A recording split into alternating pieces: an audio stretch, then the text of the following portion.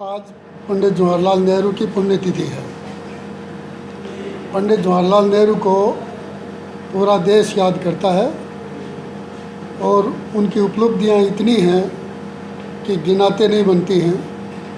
हिंदुस्तान में ऐसा कोई फील्ड नहीं है जिसमें पंडित जवाहरलाल नेहरू ने माइलस्टोन नहीं लगाए हों। इतने बड़े बड़े काम, इतने बड़े बड़े डैम्स, सारी आपकी IITs, एम्स के सारे काम पंडित जवाहरलाल नेहरू के विजन के ही हैं। पंडित जवाहरलाल नेहरू हिंदुस्तान का हीरो थे, आज़ादी के सबसे अग्रणी नेता थे और दुनिया के सबसे विद्वान पॉलिटिशियन थे। पंडित जवाहरलाल नेहरू की दो बहुत बड़ी खास बातें हैं। पंडित जवाहरलाल नेहरू 100% डेमोक्रेटिक और 100% सेकुलर नेता थे।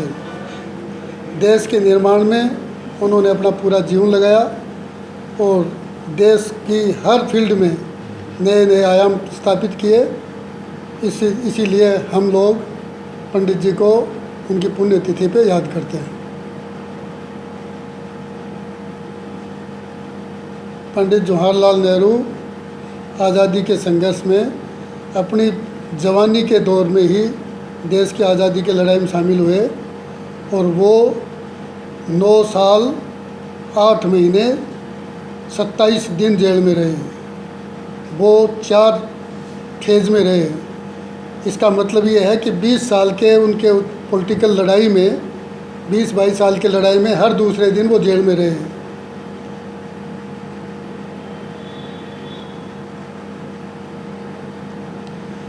उन्होंने जेल में रहते हुए अपनी बेटी प्रियदर्शनी श्रीमती इंदिरा गांधी को जेल में रहते हुए चिट्ठियाँ लिखी, जो हिंदुस्तान के इतिहास, हिंदुस्तान के भूगोल और हिंदुस्तान की राजनीति के बारे में डिटेल में उन्होंने लिखा। उसका संकलन करके उसके बाद जो किताब बनाई गई उसका नाम डिस्कवरी ऑफ इंडिया है। और उस किताब की खास बात यह है कि उस किताब में एक भी रेफरेंस नहीं है। वो सारा का सारा विज़न, सारा का सारा ज्ञान पंडित जवाहरलाल नेहरू का है और वो आज भी वो किताब ऐतिहासिक किताब है।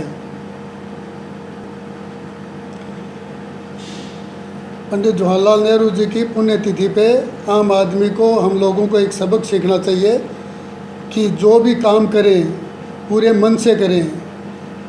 काम ही पूजा है।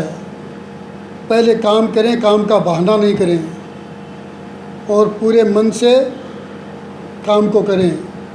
गरीब से गरीब, कमज़ोर से कमज़ोर आदमी की मदद में खड़े रहें। यही एक सीख लेने की ज़रूरत है। जिन लोगों ने देश के लिए नाखून तक नहीं कटवाया, जिन लोगों का इस देश के निर्माण में कोई योगदान नहीं है, जिनका अपना कोई इतिहास नहीं है, जिनके अपना कोई लिटरेचर नहीं है, वो लोग झूठी अफवाहें फैला के और लोग बड़े लोगों का चरित्र हनन करना अपनी उपलब्धि मानते हैं। और ऐसा है, यही नहीं है जो किसी भी वाद की राजनीति करने वाले लोग दुनिया भर में ऐसी अफवाहें फैला के बड़े लोगों का चरित्र हनन करने का काम करते हैं। वही काम यहाँ RSS और भारतीय जनता पार्टी करती है और ये बहुत ओछी राजनीति का परिचायक है।